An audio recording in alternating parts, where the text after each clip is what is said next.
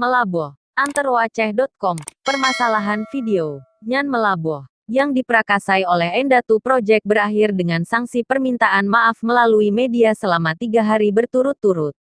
Kesepakatan itu dicapai dalam mediasi antara Pemkab Nagan Raya, Pemkab Aceh Barat, DPRK dan Majelis Adat Aceh dari 2 kabupaten yang berlangsung di gedung DPRK Aceh Barat, Senin, tanggal 13 April tahun 2020, kemarin. Kabak Humas Setdakap Nagan Raya, M. Maksum mengatakan hasil kesepakatan pertemuan itu Endatu Project disangsi hukum adat.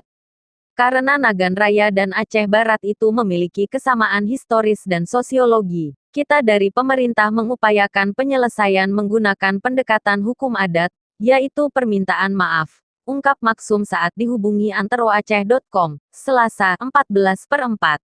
Lebih lanjut Maksum mengatakan, dalam kesepakatan itu kru Endatu Project yang berasal dari Nagan Raya akan menyampaikan permintaan maaf yang dibuat selama 3 hari berturut-turut di media massa cetak maupun online.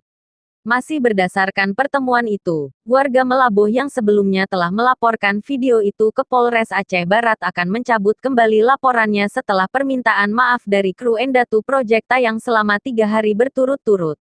Sebelumnya diberitakan, sebuah video karya Endatu Project berdurasi pukul 2.56 yang dinilai melecehkan masyarakat Melaboh menuai kritik.